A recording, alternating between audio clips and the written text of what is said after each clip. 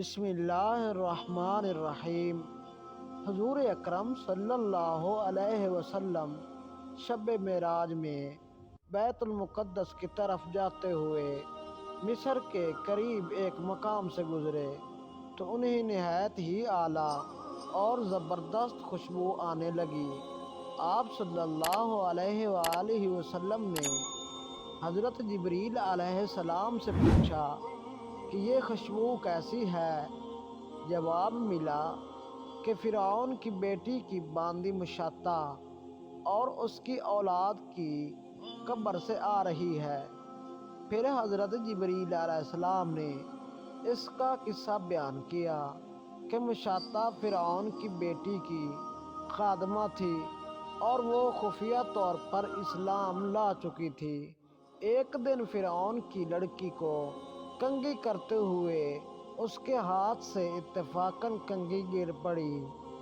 وہ اٹھانے لگی تو اس کی زبان سے بے ساختہ بسم اللہ نکل گیا۔ اس پر شہزادی نے کہا کہ تو نے آج عجیب کلمہ بولا، رب تو میرے باپ فرعون ہی ہیں، تو پھر تم نے یہ کس کا نام لیا ہے؟ اس نے جواب دیا، فرعون رب نہیں بلکہ رب وہ اللہ ہے جو مجھے اور تجھے اور خود فرعون کو روزی دیتا ہے۔ شہزادی نے کہا، اچھا تو میرے باپ کے سوا کسی اور کو اپنا رب مانتی ہے؟ اس نے جواب دیا، ہاں ہاں، میرا، تیرا اور تیرے باپ کا، سب کا رب اللہ تعالیٰ ہی ہے۔ شہزادی نے اپنے باپ سے کہلوایا۔ وہ سخت غضبناک ہوا اور اسی وقت اسے برسر دربار میں بلوایا اور کہا، کیا تو میرے سوا کسی اور کو اپنا رب مانتی ہے؟ مشاطہ نے کہا کہ میرا اور تیرا رب اللہ تعالیٰ ہی ہے جو بلند اور بزرگی والا ہے۔ فرعون نے اسی وقت حکم دیا کہ تانبے کی جو گائے بنی ہوئی ہے اس کو خوب تپایا جائے اور جب بالکل آگ جیسی ہو جائے تو اس کے بچوں کو ایک ایک کر کے اس میں ڈال دیا جائے، آخر میں خود اسے بھی اسی میں ڈال دیا جائے۔ چنانچہ وہ گرم کی گئی۔ جب آگ جیسی ہو گئی تو حکم دیا کہ اس کے بچے کو ایک ایک کر کے اس میں ڈالنا شروع کرو۔ اس نے کہا، بادشاہ، ایک درخواست میری منظور کر لے، وہ یہ ہے کہ میری اور میرے ان بچوں کی ہڈیاں ایک ہی جگہ ڈال دینا۔ فرعون نے کہا، اچھا، تیرے کچھ حقوق ہمارے ذمہ ہیں، اس لیے یہ مجھے منظور ہے۔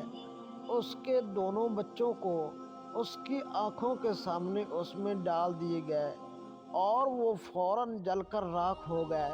پھر سب سے چھوٹے کی باری آئی جو ماں کی چھاتی سے لگا ہوا دودھ پی رہا تھا۔ فرعون کے سپاہیوں نے اسے گھسیٹا تو اس نیک بندی کی آنکھوں تلے اندھیرا چھا گیا۔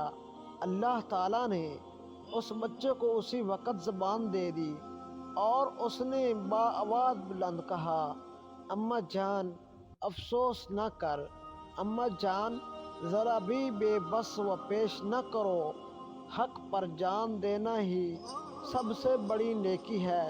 چنانچہ انہیں صبر آ گیا۔